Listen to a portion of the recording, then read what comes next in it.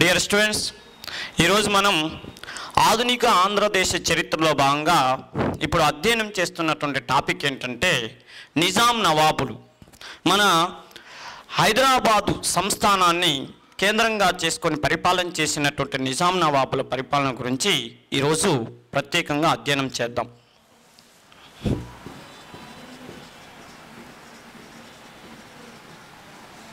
నిజాం నవాబులు.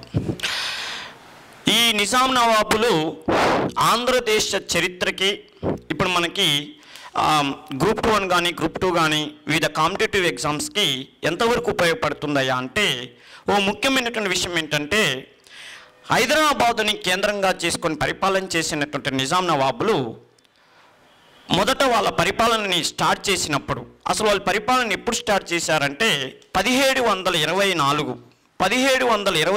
సంవత్సరంలో రాజ్య పరిపాలన స్టార్ట్ చేసినప్పుడు టోటల్ ఆంధ్రప్రదేశ్ అంటే కోస్తా ప్రాంతము, రాయలసీమ ప్రాంతము, తెలంగాణ ప్రాంతం, అదేవిధంగా బయట రాష్ట్ర ప్రాంతాలైనటువంటి మహారాష్ట్ర, కర్ణాటకలో కొంత భాగాలని పరిపాలన చేశారు. అంటే వాళ్ళ పరిపాలన 1724లో స్టార్ట్ చేసినప్పుడు కేవలం తెలంగాణ ప్రాంతాన్నే కాకుండా మన ఆంధ్రదేశాన్ని మొత్తాన్ని కూడా కలిపి పరిపాలన చేశారు. ఎప్పటిదాకా వాళ్ళు పరిపాలన చేశారంటే, అసలు ఆ రాజవంశము భారతదేశంలో తెలంగాణ ప్రాంతాన్ని పరిపాలన చేసింది 1948 సంవత్సరం వరకు పరిపాలన చేశారు.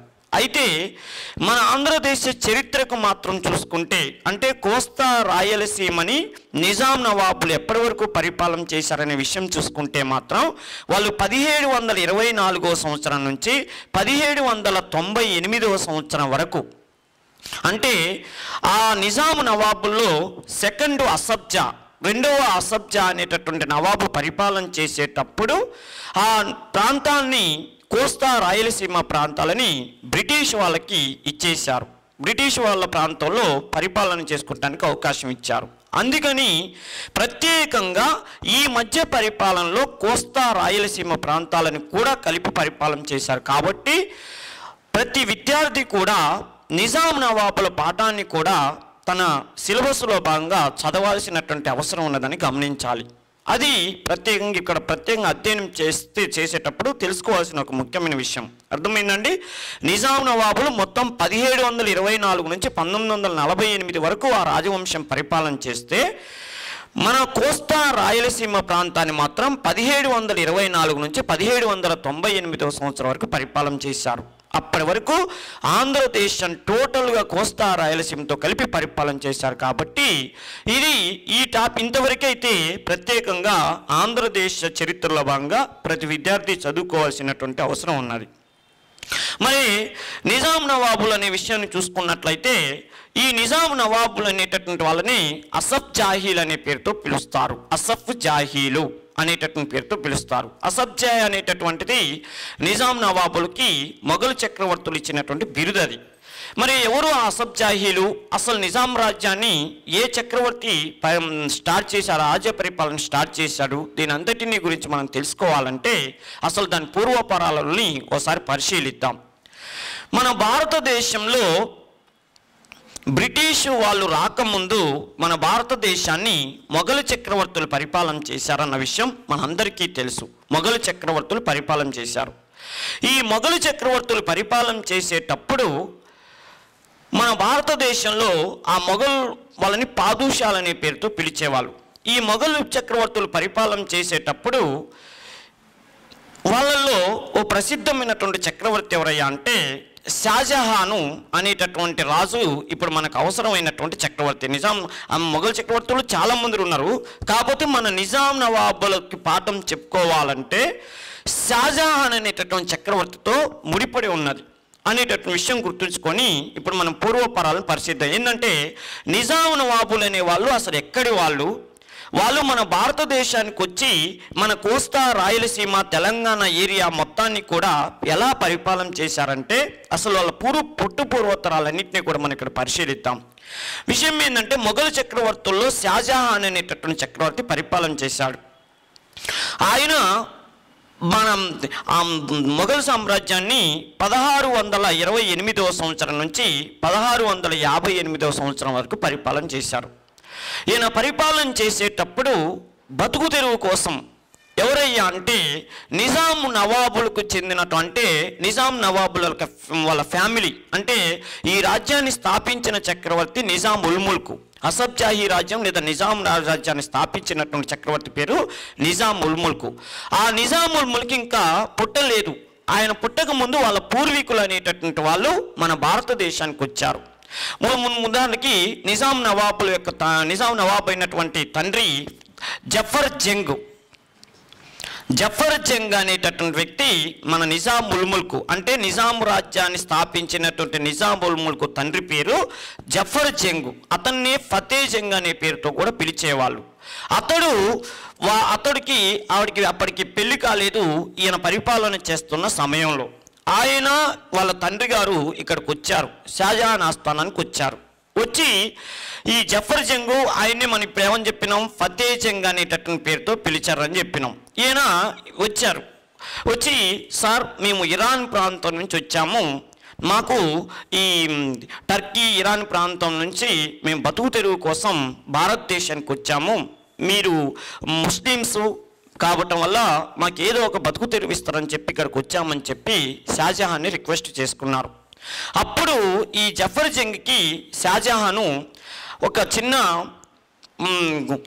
అశ్వదళంలో పనిచేసేటటువంటి గుర్రాల సైన్యంలో పనిచేసేటటువంటి ఒక చిన్న పోస్టుని కట్టబెట్టాడు. మొత్తానికి ఫతే జంగ్ అనేటటువంటి వ్యక్తి షాజహాన్ దగ్గర ఉద్యోగం చేసుకుంటూ ఉన్నాడు. ఆ తర్వాత ఒక ముఖ్యమైన విషయం ఏంటంటే షాజహాన్ 1658వ సంవత్సరంలో రాజ్య పరిపాలన ముగించే స్థితికి వచ్చాడు. అప్పుడు ఈయనకి 4 కొడుకులు. ఆ 4 కొడుకులు ఎవరయ్యా అంటే ఒకడు దారా షూకో, రెండో ఆయన మురాదు బక్షి, మూడో ఆయన షాసుజా, నాలుగో ఆయన ఎవరయ్యా అంటే ఔరంగజేబు. ఈ 4 చక్రవర్తి కావాలని చెప్పి ప్రయత్నం చేస్తున్నారు. అంటే షాజహాన్ తర్వాత మొఘల్ సామ్రాజ్యంలో వారసత్వ యుద్ధం వచ్చింది. ఒకడు చక్రవర్తి కావాలంటే తాను అని చెప్పి గొడవ పెట్టుకునేటటువంటి పరిస్థితి వచ్చింది. ఆ సమయంలో ఈ ఫతే జంగు ఔరంగజేబు పక్షంలో వహించాడు. అంటే ఔరంగజేబుకి ఫస్ట్ నుంచి అతడు సన్నిహితంగా ఉండేవాడట్టుంది. ఔరంగజేబుకి సపోర్ట్ ఇచ్చాడు. అంటే షాజహాన్ తర్వాత వారసత్వ యుద్ధం వస్తే ఆ 4 కొడుకులు కూడా వివాదం పడుతుంటే, ఆ పడుతున్నప్పుడు తాను ఎందుకో ఫతే జంగు ఔరంగజేబుకి సపోర్ట్ ఇచ్చాడు. అప్పుడు ఔరంగజేబు యుద్ధంలో విజయం సాధించాడు. 3 అన్నదమ్ముల్ని చంపేశాడు. అతడు 1658లో చక్రవర్తి అయ్యాడు. చక్రవర్తి అయ్యి అప్పుడు ఆయన సింహాసనం మీద అధిష్ఠించినప్పుడు తనకు యుద్ధంలో సహకారం చేసినటువంటి ఫతే జంగ్ అనేటటువంటి వాడికి ఎట్లయినా చేసేదన్న ఉద్యోగం ఇవ్వాలని చెప్పి, అంటే ప్రమోషన్ ఇవ్వాలని చెప్పి ఒక మున్సబ్దార్ పోస్ట్ను అప్పచెప్పాడు. ఒక 4500 గుర్రాలకి అతడు మున్సబ్దార్గా ఉండేటటువంటి అవకాశం కల్పించాడు. అంటే ఒక ఉన్నతమైనటువంటి పొజిషన్లో నియమించాడు ఔరంగజేబు. అప్పుడే ఈ ఫతే జంగ్కి ఔరంగజేబు తన ఆస్థానంలో వజీరుగా పనిచేస్తున్నటువంటి వ్యక్తి వాళ్ళ అమ్మాయినిచ్చి సఫై ఖానం అనేటువంటి ఆవిడనిచ్చి వివాహం చేశాడు. ఈ వివాహం చేస్తే ఆ సఫై ఖానం అనేటటువంటి ఆవిడకి ఈయనకి ఇద్దరికి 1671వ సంవత్సరంలో ఓ పిల్లవాడు పుట్టాడు. ఆ పుట్టిన పిల్లవాడే మన నిజాం రాజ్య స్థాపకుడైనటువంటి నిజాం ఉల్ ముల్క్ అనేవాడు పుట్టాడు. అయితే ఇప్పుడు నిజాం ఉల్ ముల్క్ అనే పేరు తర్వాత చెప్పుకుందాం. ఫస్ట్ ఆ అబ్బాయి పుట్టినప్పుడు ఇతడికి ఫతే జంగ్కి ఔరంగజేబు మీద ఎనలేనటువంటి అభిమానం. ఎందుకంటే ఉద్యోగం ప్రమోషన్ ఇచ్చాడు, ఒక తెలిసిన అమ్మాయినిచ్చి వివాహం చేశాడన్న కారణంతో ఆ పుట్టిన పిల్లవాడిని తీసుకొచ్చి ఔరంగజేబుకి చూపించి మీరే పేరు పెట్టండి సార్ అని చెప్పి అతను కోరుతాడు. అప్పుడు ఔరంగజేబు ఆ అబ్బాయికి పెట్టిన పేరు ఏంటంటే మీర్ కమరుద్దీన్ ఖాన్ సిద్దిక్. మీర్ కమరుద్దీన్ ఖాన్ సిద్దిక్ అనేటటువంటి పేరు పెట్టాడు. అంటే the founder of Asaf Jah dynasty యొక్క చక్రవర్తి అయినటువంటి నిజాముల్ ముల్క్ అసలు పేరు ఏందయ్యా అంటే మీర్ కమరుద్దీన్ ఖాన్ సిద్దిక్ అనేది అతని అసలు పేరు. అయితే అది ఎవరు పెట్టారని రేపు ఎగ్జామ్లు అడుగుతాడు. ఔరంగజేబ్ అనేటటువంటి వాడు పెట్టాడు. ఇతడు 1671లో ఆగ్రా కోటలో జన్మించాడు. ఎవరయ్యా అంటే అసబ్జా రాజ్య స్థాపకుడైనటువంటి మీర్ కమరుద్దీన్ ఖాన్ సిద్దిక్. అయితే విషయం ఏంటంటే ఈ పిల్లవాడు పుట్టగానే తన తల్లిదండ్రులు తీసుకెళ్ళి ఒక జ్యోతిష్యుడికి చూపించారు. ఆ విషయం కూడా ఔరంగజేబే చెప్తాడు. ఇతని ఒక జ్యోతిష్, ఎందుకంటే ఔరంగజేబుకి సెంటిమెంట్లు భక్తి అనేటటువంటి ఎక్కువగా ఉండటం వల్ల ఒక జ్యోతిష్యులకు చూపించమని చెప్తే అప్పుడు ఈ పిల్లవాడిని జ్యోతిష్యులకు చూపించగానే అతనికి ఆ జ్యోతిష్యులు ఒక మాట ఒక పేరు పెట్టారు. ఏమని పేరు పెట్టారంటే నేక్ భక్త్ అని పేరు పెట్టారు. రేపు పరీక్షలు అడుగుతాడు ఏ నిజాము నవాబుకి నేక్ భక్త్ అనే పేరుందంటాడు. అసలు నేక్ భక్త్ అనేటటువంటి ఎవరు పెట్టారంటే జ్యోతిషులు పెట్టారు. ఔరంగజేబ్ పెట్టిన పేరు మీర్ కమరుద్దీన్ ఖాన్ సిద్దిక్ అనేది పెట్టారు.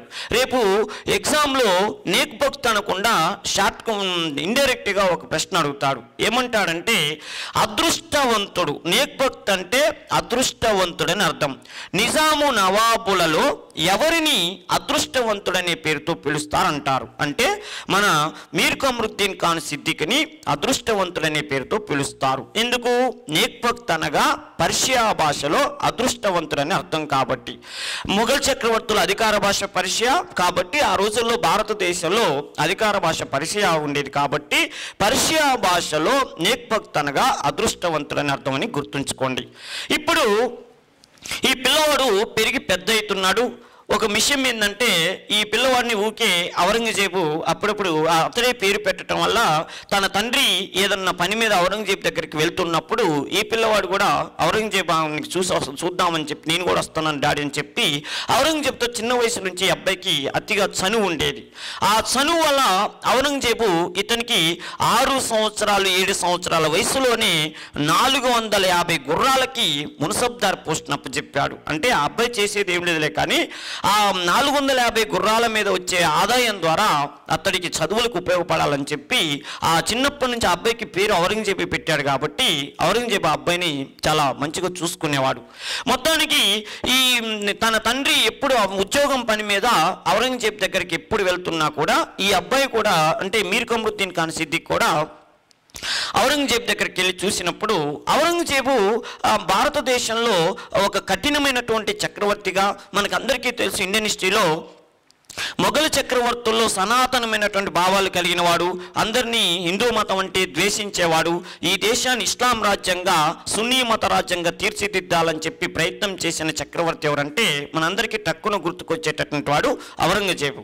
ఔరంగజేబుకి ఆ అబ్బాయి మీద ఉన్నటువంటి అభిమానం వల్ల ఈ తన తండ్రి ఎప్పుడు అతని దగ్గరికి వెళ్తున్నా కూడా ఆ పిల్లవాడిని కూడా తీసుకురమ్మని చెప్పేవాడు. ఈ విధంగా ఔరంగజేబుకి మీర్ కమరుద్దీన్ ఖాన్కి ఇద్దరికి కూడా అవినాభావ సంబంధం మంచి అనుబంధం ఏర్పడింది.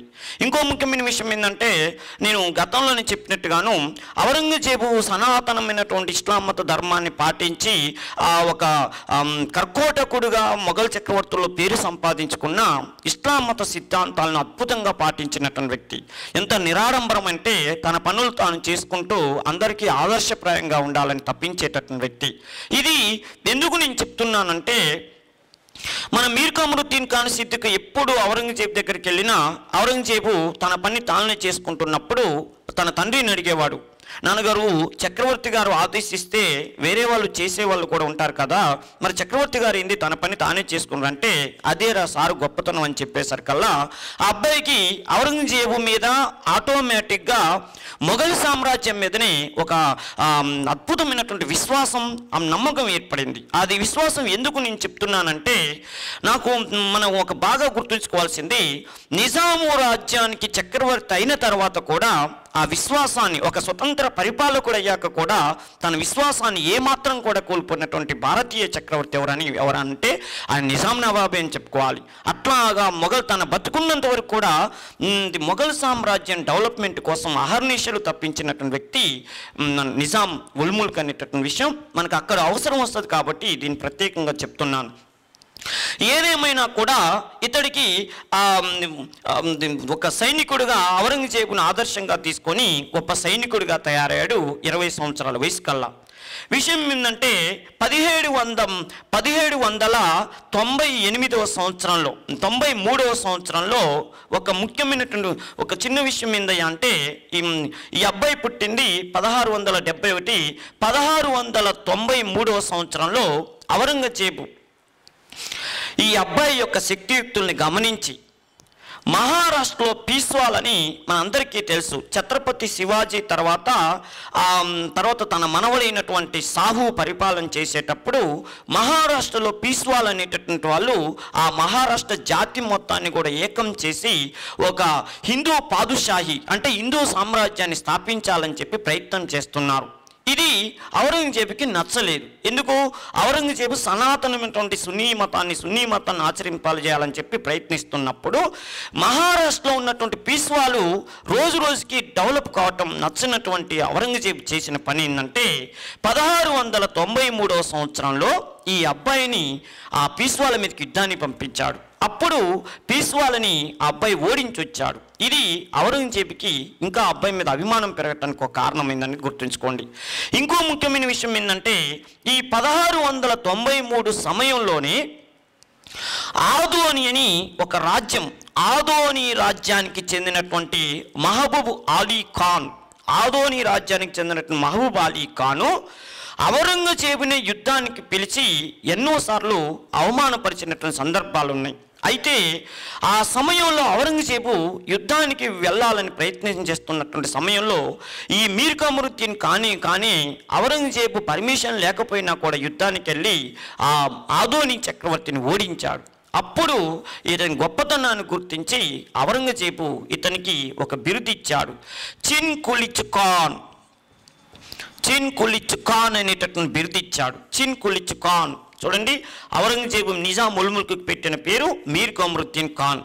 ఔరంగజేబు ఆదోని ప్రాంతాన్ని ఓడించి మీర్ కమరుద్దీన్ ఖాన్ వచ్చిన సందర్భంలో ఇచ్చినటువంటి బిరుదు చిన్ కులిచ్ ఖాన్. చిన్ కులిచ్ ఖాన్ అంటే ప్రత్యేకమైనటువంటి దాని అర్థం ఏంటంటే పర్షియా భాషలో కుర్ర కత్తి వీరుడు అని అర్థం. కుర్ర కత్తి వీరుడు అంటే నేను యుద్ధానికి వెళ్ళాలని ఆలోచిస్తున్నటువంటి పరిస్థితుల్లో నాకంటే కూడా ధైర్యం చేసి వెళ్ళినటువంటి కుర్రవాడు కాబట్టి అని చెప్పి ఒక అద్భుతమైనటువంటి బహుమతిని ఆ రోజు ఇతనికి ఇచ్చాడు. అంతేకాదు సన్మానం చేసి సగౌరవంగా ఆహ్వానించాడు. యుద్ధం అయిపోయి వచ్చినప్పుడు అప్పుడు ఆయన ఇచ్చిన బిరుదు చిన్ కులిచ్ ఖాన్ అంటే కుర్ర కత్తి వీరుడు అనేటువంటి బిరుదు ఇచ్చాడు.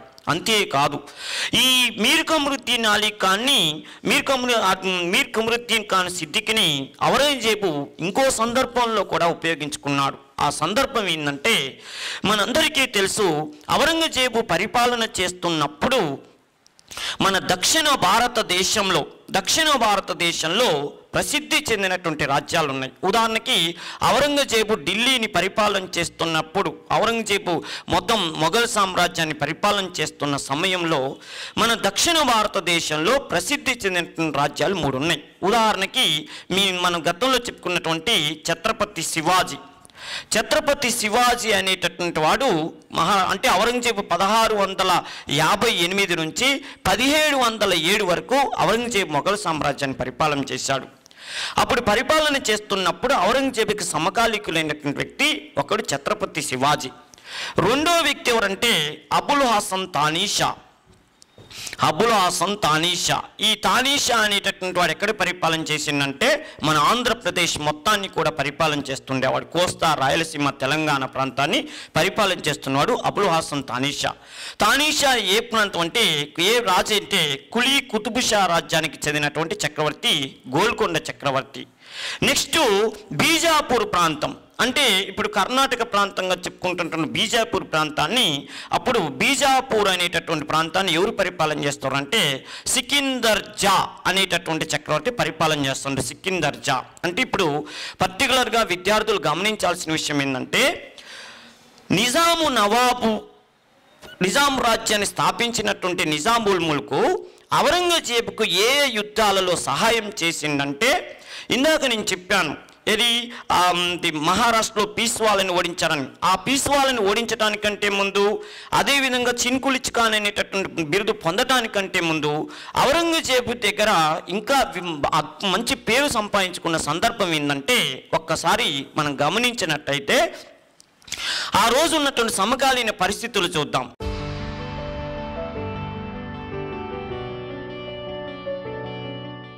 ఫ్రెండ్స్, మా ఎంకరేజ్మెంట్ కోసం మన హర్షిత్ ఇన్స్టిట్యూట్ యూట్యూబ్ ఛానల్ని సబ్స్క్రైబ్ చేసుకోండి, లైక్ చేయండి, అలానే షేర్ చేయండి.